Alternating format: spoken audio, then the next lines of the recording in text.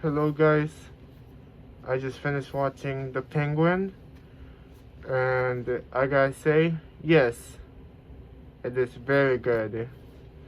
Now, I am a fan of the Matt Reeves Batman universe.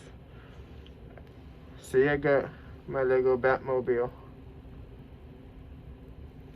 Oh, pretty nice. Anyways, The Penguin, um, I'm gonna talk more about the actual show than what could have been, what should have been.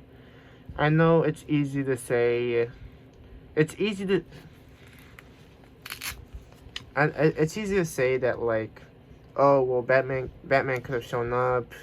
There could have been more setup for the Batman Part Two, and there is a lot of setup for the Batman Part Two, but it's very subtle, not in your face. Um, but beginning the first episode starts quickly in the flash with Oz killing Alberto Falcone, and he, you know, he he kills him out of pity, and he quickly has to like reevaluate how he's gonna get out of this. The whole show is pretty much Oz finding himself in situations where he could die, but he's such a smooth talker that he can just talk his way out of being killed. And that's what's so great about this show. The writing in this show is really good, where you know Oz is a bad person, yet you want him to succeed and get out of the situation because he's so charismatic. He is such a good talker that even to the audience, the viewer, he'll win you over, only to backstab you in the back, obviously when it suits him. And there was so much subtext between him and his mom. It's like he's obsessed with his mom, and his mom knows about the tragedy that he did when he was a kid. And there's just so much that is not said. Like, less is more, obviously. Most of the time, they show you what happens when he was a kid, but everything after that, you just kind of have to piece it together until the last episode, where you have a few reveals, but they don't outright say it, which is fine. It's clever writing, and like Colin Farrell is so good as the Penguin. He disappears in that role. Like, you look at the guy, you don't even see Colin Farrell. You see the Penguin, because he looks so much like a real person. Like, that makeup, Mr. Marino, you did such a good job with that makeup. The lighting in this show is super beautiful too. Like, every shot in this show seems like it was crafted meticulously to have like chef kiss lighting, because there's so many subtle like changes to the lighting. Like, when a character is thinking something, the light, like something evil, like the lighting will subtly change, like subtly. And like there's a scene with Sal Maroney, played by Clancy Brown, and the Penguin, Colin Farrell. He gets up and he walks away from Sal, and he looks back at him. He says, maybe you're more than what you think. And like, you see him smirk, and then like look down kind of, but he's still looking at Sal. And that smile and like the lighting on the face when his eyes get darker when he looks down was so like good. Like, that must have been like on purpose, like craft. Like, each shot in this show is like thought out so well. And don't even get me started on Victor, bro. Victor, like the Penguin was right. He was such a good kid. He had a good heart, but you know, it's what Gotham takes. The city takes, then it spits you right out when it doesn't need you. If you've seen if you've seen the show, then you know what Victor has to go through by the end. And I'm not gonna spoil this show. I know a lot of my videos are like have spoilers and stuff, and I have the consensus that people don't watch them because I don't get any views. But I know someday a bunch of people will watch my videos. Hopefully. But does this work? Like, I know like the whole gimmick is that like you can't really understand the Riddler when he's like has this in his mouth, but I'm just doing it for the gimmick of the review.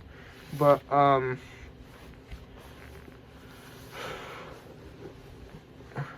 just go watch The Penguin. It's an amazing show, and every episode gets you up like by the end of the first episode, I wanted to watch the second one immediately. Thankfully, I want to say thankfully, but I don't know. It's different to everyone. What I usually like to do is catch up on shows before the last episode. So I'll binge watch all the episodes, and then only have to wait for the last one. But like I'll binge watch all of them, and then wait for the last one, so I can. I guess I can feel like I'm watching it with everyone else when the last episode comes out, and then share my thoughts and opinions at the same time as everyone. But when it comes to the previous episodes, I like to binge watch all of those. So thankfully, I didn't really have to wait for episodes, I guess. Because at first I was not gonna watch the show. I was gonna watch the show at first. I was like, nah, it's just a penguin. Like, there's gonna be mafias, killings, gangs. But there's so much more to that. Like, you get to find out so much about the penguin, and like you don't really care about it, right? But then the more you watch, you're like, wow, this is like an interesting character piece. Like, yeah, there's a bunch of lore that is changed from the comics, obviously, but if the changes are good and they make sense, then go for it. If you can make it make sense and find a clever way to tie it into the character, fine. And yeah, there's obvious, like, there's a few mentions of the Riddler and the bombings from the first Batman movie, but there's no mention of Batman, and that's mainly the elephant in the room, because so much happens. Like, the whole Maroni family dies, the whole Falcone family dies, and those were very important figures in the Batman, with Bruce Wayne trying to like get more information out of them and stuff. And it's like, come on, Batman, where you at? Like I don't like really have to like necessarily like see Robert Pattinson in the suit, but it would be nice to like get like mentions, like the bats. Oh, hey Vic, you gotta be careful. There's a people in a costume flying around taking us out.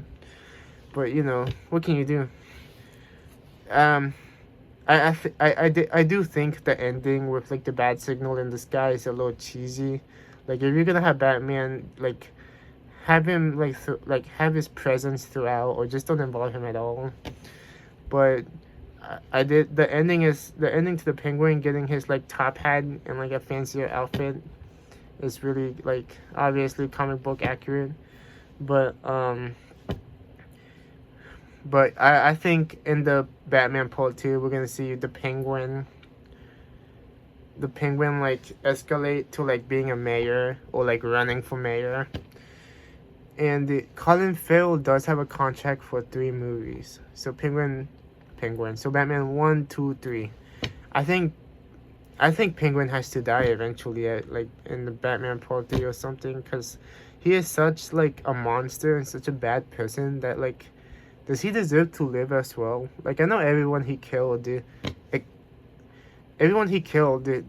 like deserve to die, but he deserves to die too at some point. Like, there's no way it's not coming.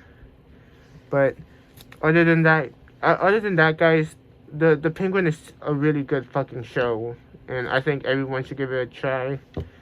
But it's getting really hot in this costume. I have